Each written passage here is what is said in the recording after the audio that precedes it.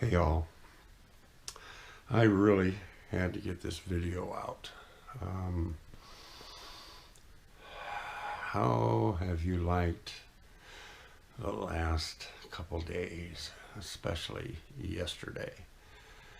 Um, oh my, that is just totally unbelievable what happened there.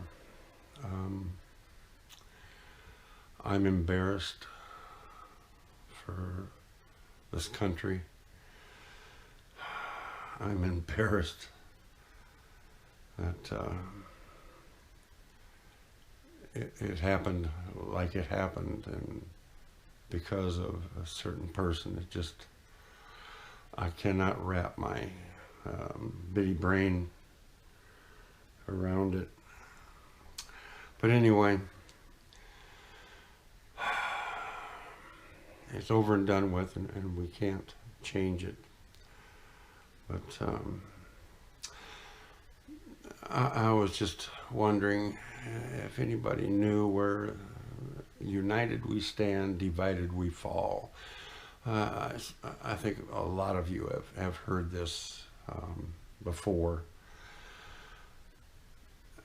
Do you know where it came from? Um, Actually, I originally thought it was like a 1800 or 1700 phrase that was kicked off, but to my surprise, it was like the 6th century BC. They used that phrase: "United we stand, divided we fall." Um, that was kind of a shock to me, but anyway. Um, it has been a rallying cry for a lot of armies, a lot of nations, or a lot of people, whatever you want to say. For example, it was used in the Civil War by the Union Army. And there lies the rub. As united we stand, divided we fall, Civil War.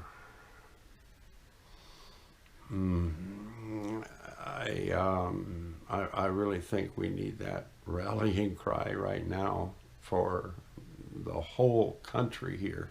Um, Excuse me, the last time this country was that divided was during the Civil War. Even Vietnam didn't divide the country like that. So the country, during the Civil War, it was horrendous. Look at what it cost the country. Um, so many lives, so many families were divided and torn apart, and they lost people that they never saw again because they were lost on the battlefields. And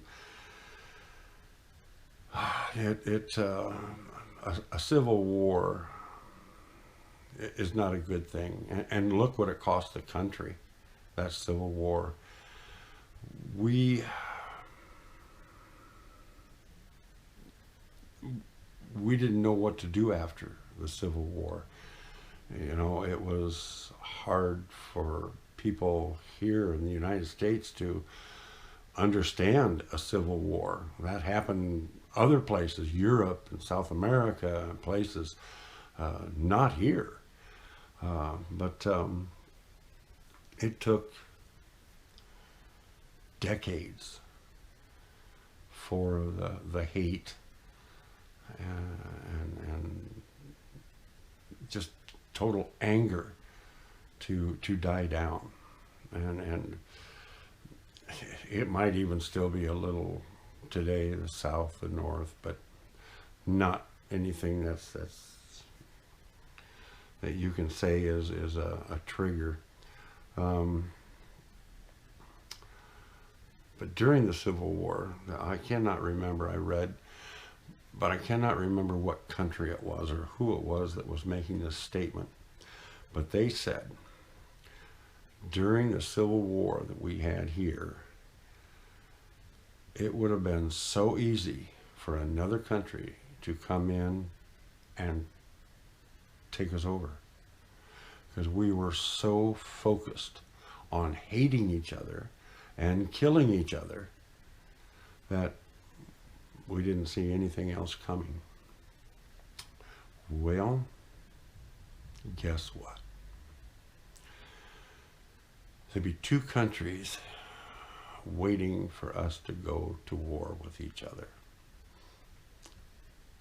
Two guesses? Russia? China? There you go. They are hoping we go and get into a civil war amongst ourselves. This would be their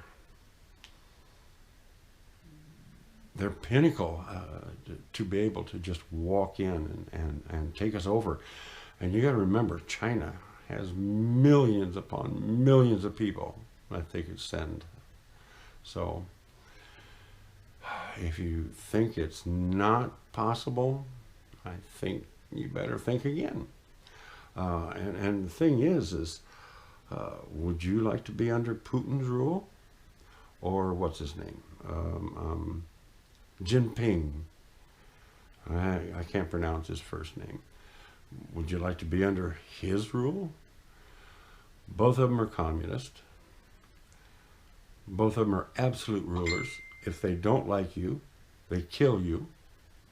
So, you know, that was an alarm for my meds, but I don't need to take them right now. And if you don't think it could happen, it could. It really could. And as they say, that you can take to the bank. So we need to watch out for what's going on. If we keep going on like we are,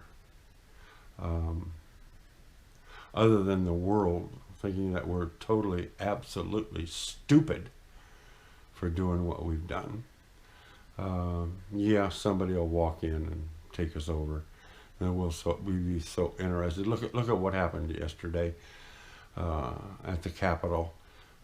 Everybody was so focused on that shoot, some little kindergarten could have come in and taken that whole place over. I mean, it's unreal. But as my dad used to say, we need to get our heads out of our you-know-what before it's too late. I don't think it is too late. Some people do. Some people think it's way too late, that there is going to be a civil war, and that's why we can't find any ammunition in any stores. I've been talking to the people like in Walmart and places like that, and they say that that's why they're running out of ammo. People coming in saying, when the Civil War starts, you know, when we go to war, I don't want to be left without bullets. So all I wanted was 410 shells to go squirrel hunting, and I can't find any of them. But anyway, but I don't care who you are. You know I'm right. And I don't care if you're red, blue, black, brown, white, pink, purple. It doesn't matter what color you are. It just doesn't. We have to start talking to each other. We have to start healing. We have to start forgiving each other, which really there isn't a whole lot to forgive, but we need to shake hands again like it used to be. A contract was handshake. Friendships. People did not leave the room without shaking their friends' hands. I don't get it. But we need to start talking to our neighbors, our friends, our family, People that we know in the neighborhood, people we meet walking by in the neighborhood, when we go to the stores. It doesn't matter who, and it doesn't matter what color. We need to start talking to each other so we can heal. If we don't heal, if we don't divide or heal this big wound, and we stay divided, I guarantee you this country will go under somebody else's rule. It can't survive. So please, let's heal this big divide that we have between the red and the blue. My God. And just think of it. The first Civil War, colors, the gray and the blue. Good grief, people. And how can you pass this on to our children and our grandchildren? Here you go. We screwed it up, but you guys got to take care of it. It shouldn't be this way, people. And the perfect way to really help end this, and I really hate to say this, I really do, is social media. Have the best tool that there has ever been to help heal this country. Social media. Talk to people. Get groups started. Not fighting. Not blaming this person and that group or this group. Not anymore. The blame should be over with now. We know who caused it. It's over. It's done with. Let's get on with our lives.